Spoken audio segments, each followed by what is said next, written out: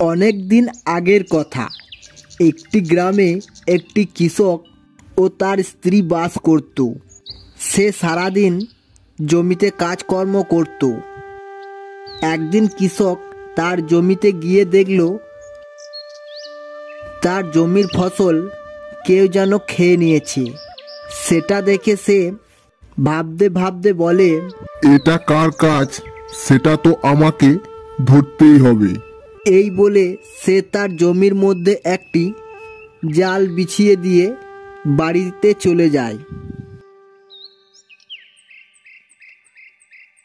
পরের দিন কৃষক জমিতে এসে দেখে এই জালে একটি ঈগল আটকে আছে। তখন কৃষক বলে, তুমি তাহলে আমার ফসলগুলি খেয়ে নিচ্ছিলে, তাই না? এবার তো তোমার একটা ব্যবস্থা করতে হবে। তখন ঈগল বলে, চাষি ভাই, আমি অনেক কষ্ট করে অনেক খোঁজাখুঁজি করেও কোনো খাবার পাইনি। তাই আমি আমার জীবন বাঁচানোর জন্য তোমার জমিতে একটু ফসল খেয়েছি। তাই তুমি আমাকে এবারের মতো ক্ষমা করে দাও। তাহলে আমি এরপর থেকে তোমার জমির ফসল পাহারা দিব। সেটা শুনে কৃষক অনেক ভেবে চিনতে বলে, বেশ, এবারের মতো তোমাকে ক্ষমা করে দিলাম।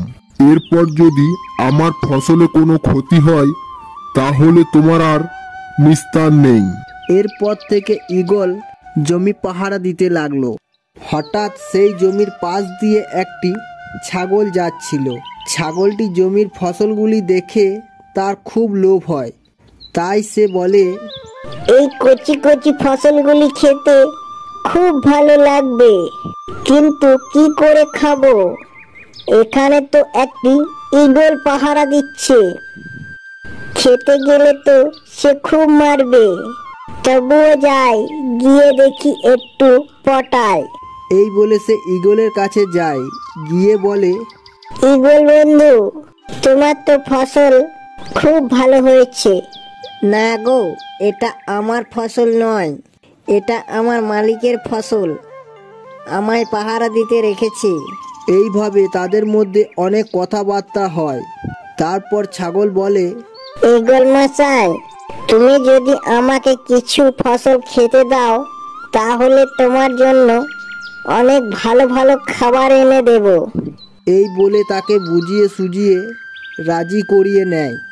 তারপর ছাগল সেই ফসলগুলি খায় আর তাকে কিছু ভালো মন্দ খাবার দেয়, আর সে ফসল খেয়ে চলে যায়। কয়েকদিন পর কৃষক তার জমিতে এসে দেখে তার ফসল কেউ যেন খেয়ে নিয়েছে। তখন সে খুব রেগে যায় আর ঈগলকে অনেক বকাবকি করে। তখন ঈগল ভয়ে সব সত্যি কথা বলে দেয়।